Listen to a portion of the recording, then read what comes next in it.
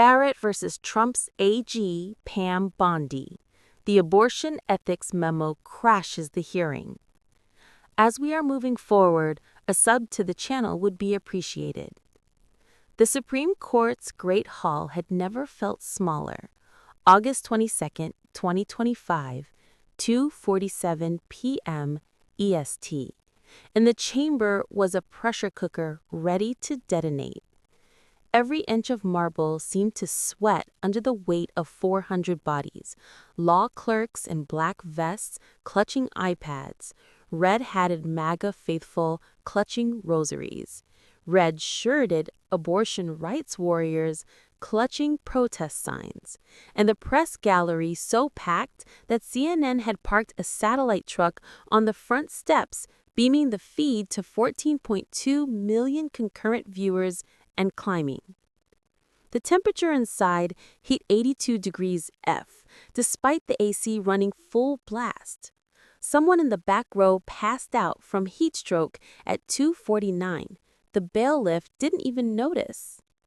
At the center of the storm sat Justice Amy Coney Barrett, her posture ramrod straight, her white lace collar crisp against the black robe, her eyes, those piercing, analytical eyes, scanning the room like a chess master mid-game. She had authored Dobbs v. Jackson Women's Health 3 years earlier, the opinion that overturned Roe v. Wade and returned abortion to the states. She had been hailed as a conservative saint, a mother of 7, a Notre Dame professor turned judicial titan. But today, in the summer of Trump's second term, she was the target. The case? United States v. Planned Parenthood Federation of America, a direct constitutional challenge to Executive Order 14287, signed by President Donald J. Trump on January 25, 2025, his first full day back in office. The order declared abortion a national health emergency, banned all federal funding to any clinic performing the procedure, even for rape or incest, and empowered the Department of Justice to prosecute providers under RICO statutes as criminal enterprises. Lower courts had blocked it within 48 hours. Now, Trump's hand-picked enforcer, Attorney General Pam Bondi, stood at the petitioner's lectern, her navy suit tailored sharp enough to cut glass, her blonde hair pulled back in a severe bun, her voice dripping with the righteous fury that had made her a Florida legend, a Trump impeachment lawyer, and the most feared woman in Washington. Your Honors, Bondi began, her Florida drawl thick with conviction.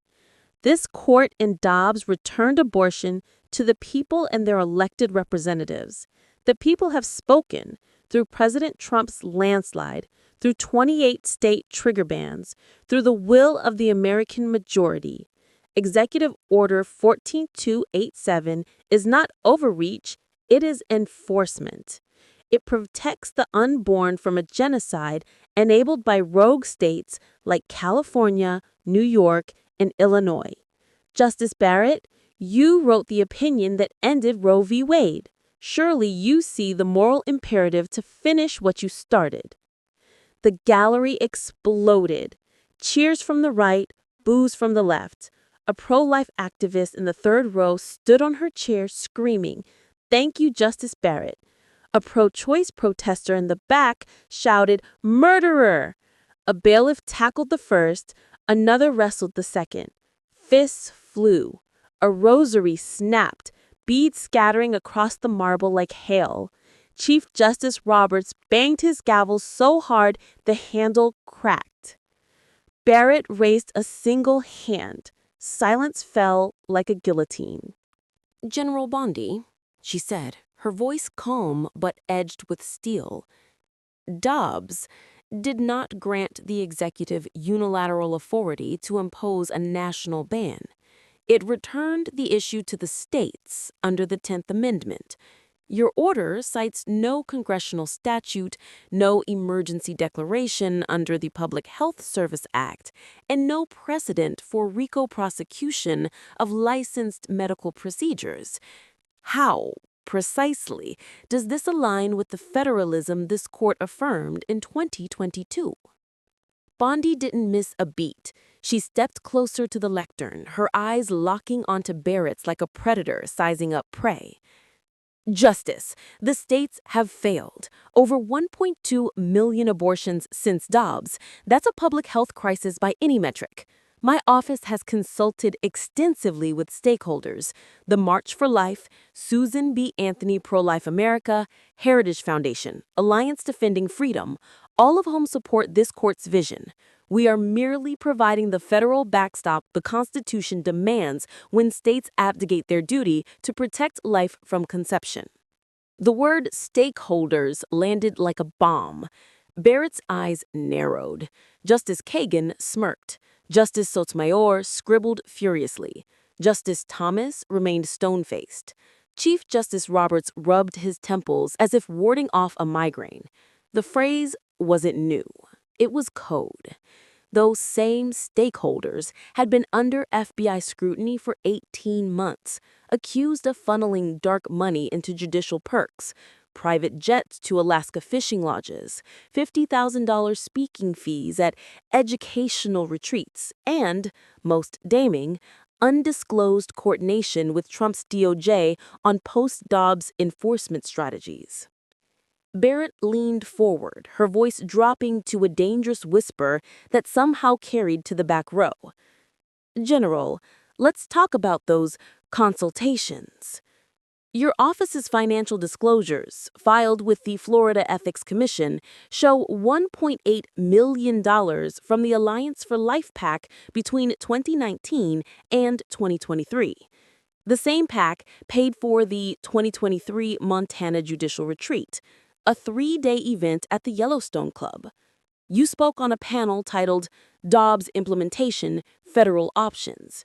I was the keynote speaker. Were those discussions disclosed to this court before you filed this motion? Bondi's smile froze. A bead of sweat traced her temple. The temperature in the room seemed to spike another 5 degrees. Justice, that was a continuing legal education event. Standard practice for federal judges and state AGs. No ex parte communications occurred. The Montana retreat was fully compliant with judicial conference guidelines. Really? Barrett said, her tone dripping with skepticism. Because the retreat's agenda, obtained via Freedom of Information Act request by The Intercept, lists a closed-door session on October 19, 2023 at 3 p.m. Strategic Alignment on Post-Dobbs Enforcement, AG Bondi and Justice Barrett. Attendees, 12. No clerks, no press, no minutes, no recording. Care to explain the purpose of that meeting? The chamber went dead silent. You could hear a pin drop. Then, movement. From the amicus table, a woman stood. Dr. Alina Marquez, 42, former Deputy Attorney General for Florida, fired in March 2024 after refusing to sign off on Bondi's selective prosecution memos targeting abortion clinics in Miami and Tampa. She was shaking, not from fear, but from rage. In her right hand, a sealed manila envelope, stamped with the Florida DOJ seal in red wax. In her left, a USB drive on a lanyard that read, Truth, in bold white letters. Your Honor, I have the memo, the real memo, from October 17, 2023, the day before the Montana retreat. It's not redacted. It's not forged. And it has both of your signatures. She walked to the clerk's desk with the deliberate slowness of someone who had rehearsed this moment for 18 months. The bailiff hesitated, looked at Barrett, then took the envelope. The overhead projector, a 4K laser system installed after the 2024 renovation, flickered to life. The document appeared in crisp, high-definition detail. Page 1. Memo header. Florida Department of Justice, Office of the Attorney General. 2. HONN Amy C. Barrett, Associate Justice, Supreme Court of the United States. From HONN Pam Bondi, Attorney General, State of Florida. Subject: Coordination Protocols, Post-Dobbs Federal Enforcement Strategy. Date: October 17, 2023. Classification: Eyes only. Do not copy or distribute. Page 1. Body, full text.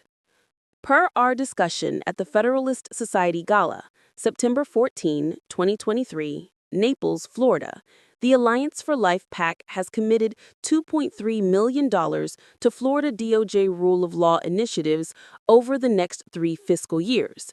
In exchange, we propose the following coordination protocols. 1. Joint Strategy Session at the Montana Judicial Retreat, October 18, 2023, Yellowstone Club, Big Sky, Montana. 2. Draft model legislation for federal application of RICO statutes to abortion providers operating across state lines. 3. Judicial outreach to ensure Supreme Court alignment on emergency stays for state trigger laws and potential federal enforcement actions. 4. Legacy protection. Ensure Justice Barrett's Dobbs opinion is interpreted as mandating federal intervention when states fail to protect fetal personhood. Your participation ensures maximum impact on national policy. Discretion is advised to avoid optics issues. All communications to route through secure channels. Signal app, alias Montana Cord. Page 2. Attachments. Donor Ledger, Alliance for Life PAC to Florida DOJ 2019-2023, 8-2117.63. Retreat Itinerary. Closed session 3 p.m., October 19, ACB and PB only. Location: Lodge Conference Room B. Draft Executive Order language. Later became EO 14287. Word for word match. Handwritten note from Bondi. ACB, Let's Make History. PB. Page 3. Signatures and handwritten notes. S/Pam Bondi. Approved for discussion. Full alignment. S/Amy C. Barrett. Agreed in principle. Details to follow. No public disclosure. Handwritten in blue ink. Initialed ACB. The chamber imploded. Screams, flashes. A pro-life activist in the third row fainted, hitting the marble with a sickening thud.